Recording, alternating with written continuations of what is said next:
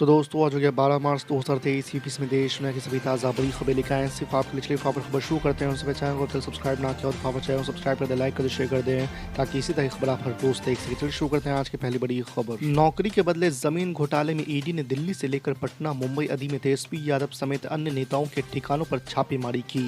केंद्र जांच एजेंसी ने इस छापेमारी पर आधिकारिक बयान दिया है। शनिवार को ईडी ने बताया है कि उसने इस छापेमारी में 600 करोड़ की कुल संपत्ति का पता लगाया है।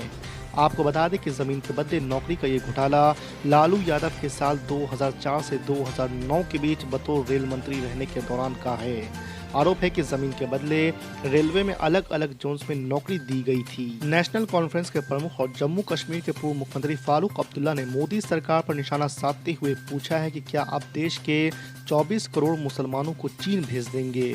उन्होंने केंद्र सरकार से देश को धार्मिक आधार पर नहीं बांटने को कहा है।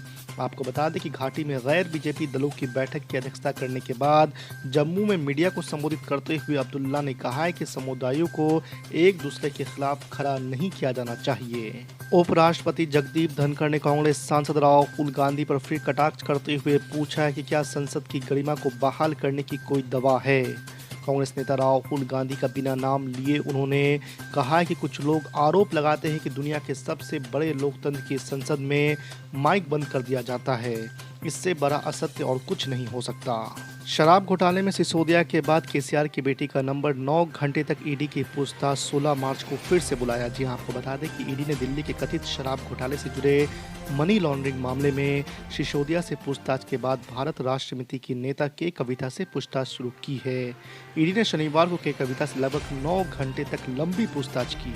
बीजेपी के खिलाफ कांग्रेस के भी नहीं है साथ, क्या अखिलेश यादव ने कर ली थर्ड फ्रंट की पूरी तैयारी। जी आपको बता दें कि अगले साल होने वाले लोकसभा चुनाव के लिए कांग्रेस बीजेपी जैसे राष्ट्रीय दलों ने ही नहीं बल्कि सपा जैसे क्षेत्रीय दल ने भी रणनीति तैयार करनी शुरू कर दी है। यूपी में विधानसभा और लोकसभा मिलाकर पिछले 4 बड़े चुनाव हार चुके सपा प्रमुख अखिलेश यादव किसी बड़े चमत्कार का इंतजार कर रहे हैं।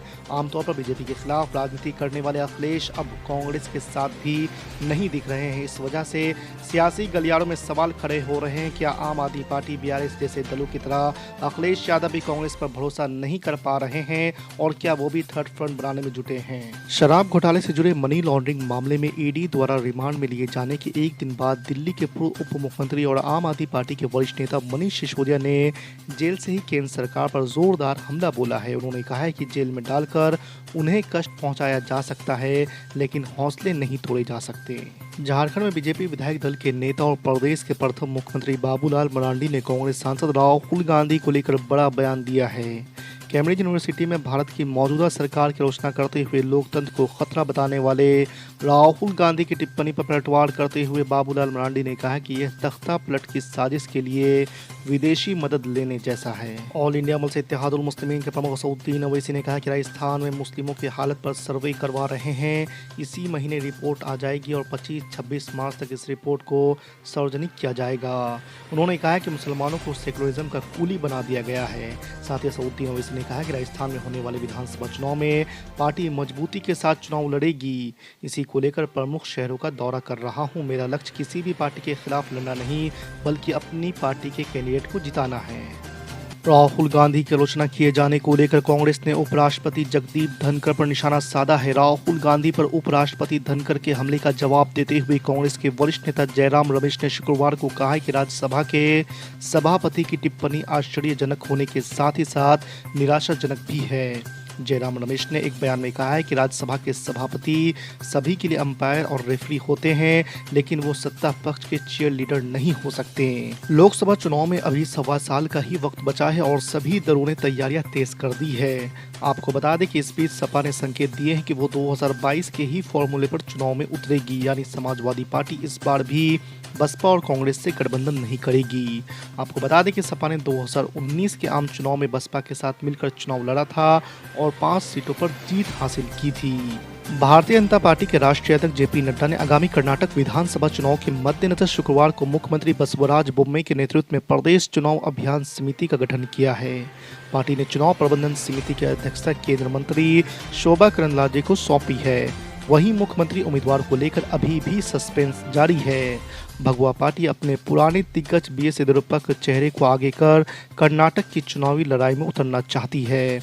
आपको बता दें कि प्रधानमंत्री नरेंद्र मोदी ने अपने हाल के कर्नाटक दौरे के दौरान इसके संकेत भी दिए थे। योग गुरु बाबा रामदेव ने कहा कि कुछ लोगों की फितरत है, वो खाते हिंदुस्तान का है लेकिन गीत दूसरे देशों के गाते हैं। ऐसा करके ये लोग देश के अंदर अपने प्रति अस्वीकारिता, घृणा और नफरत का भाव पैदा करते हैं।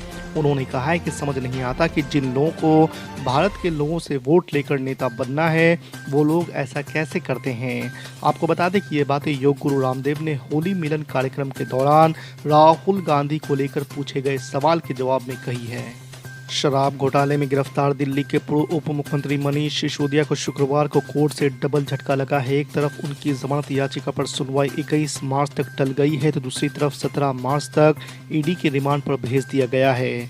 ईडी ने उन्हें राउज एवेन्यू कोर्ट में पेश किया और 10 दिन की रिमांड मांगी। 1 घंटे से अधिक समय तक दोनों पक्षों की दलीलों को सुनने के बाद कोर्ट ने सिसोदिया को 7 दिन की रिमांड पर भेज दिया है। तमिलनाडु में उत्तर भारतीयों पर हिंसा को लेकर अफवाह फैलाने के आरोप में तमिलनाडु पुलिस ने मनीष कश्यप पर कार्रवाई करने की चेतावनी दी है। इस चेतावनी के बाद मनीष कश्यप के समर्थन में कई लोग आए हैं। इनमें अब दिल्ली के भारतीय जनता पार्टी के नेता कपिल मिश्रा भी शामिल हो गए हैं। कपिल मिश्रा ने ट्वीट कर कश्यप का समर्थन किया और भक्त प्रहलाद से तुलना की।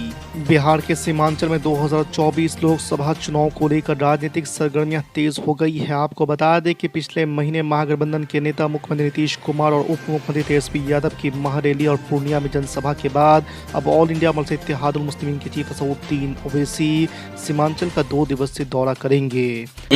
हमारे एमएलए लोग जो थे वो प्रोग्राम उस वक्त हो पा रहा था, इन लोगों ने दिलचस्पी नहीं दिखाई, तो अब तो मैं हूँ तनहा और उनका प्रोग्राम होना है और काफी वर्कर्स का, आवाम का मुतालबा है, तो हम लोग चाहते हैं कि एक बार सीमांचल वो आए। उनकी शदीद ख्वाहिश भी आने की है। महारैली का जवाब तो कहीं नहीं होगा ये आपके जो अब देखिए, महारैली और महारैला का जवाब तो हम लोग अवैसी साहब के आने से क्या देंगे। यहाँ की जनता ही दे चुकी है कि महारैली में लोग उम्मीद गए थे महा आशाओं के साथ और वहां से लौटे हैं महानिराशा के साथ। तो जनता ने खुद ही उनको जवाब दे दिया है कि तुमने बुलाया था कि यह उम्मीद थी कि शायद सीमांचल के मसले के पर कोई बात करोगे, लेकिन फिर वही बीजेपी का खौफ और फिर तुम्हारे झोले में वोट, वही पुराना कारोबार इसने जनता दे चुकी है, उसका जवाब नहीं। हमारा तो असल मसला है कि हम सीमांचल की बेबसी और लाचारी के खिलाफ लड़ते हैं, सीमांचल के अधिकार और हक की लड़ाई लड़ते हैं। पूरे बिहार में जो मजलूम आबादी है, दलित आबादी है, वंचित और शोषित आबादी है, हम उसकी लड़ाई लड़ रहे हैं। यही बात हम लोग सड़क पर भी, यही बात सदन में भी, यही बात हमारे राष्ट्रीय अध्यक्ष जनाब बैरिस्टर असदुद्दीन ओवैसी साहब पार्लियामेंट में और मीडिया के जरिए से पूरे मुल्क में कर रहे हैं। सर, असदुद्दीन ओवैसी साहब किशनगंज का दौरा करेंगे, ये जानकर खुशी हुई। क्या किशनगंज वासियों को, सीमांचल वासियों को सौगात भी देकर जाएंगे? हम लोग तो कोशिश कर रहे हैं, उनके कई चीजें हैं। मैं ये कह रहा हूँ कि ठीक है, हम लोग की पार्टी की तरफ से जीतने के बाद भी लगभग 50 लाख रुपए का, आपको याद होगा कि हम लोगों ने कंसल्टेशन, मेडिसिन और दूसरी चीजें जो हैं कोरोना काल में वो किया। आप लोग ये कभी सवाल पूछे कि राजद के लोग खबर भी पूछने आए?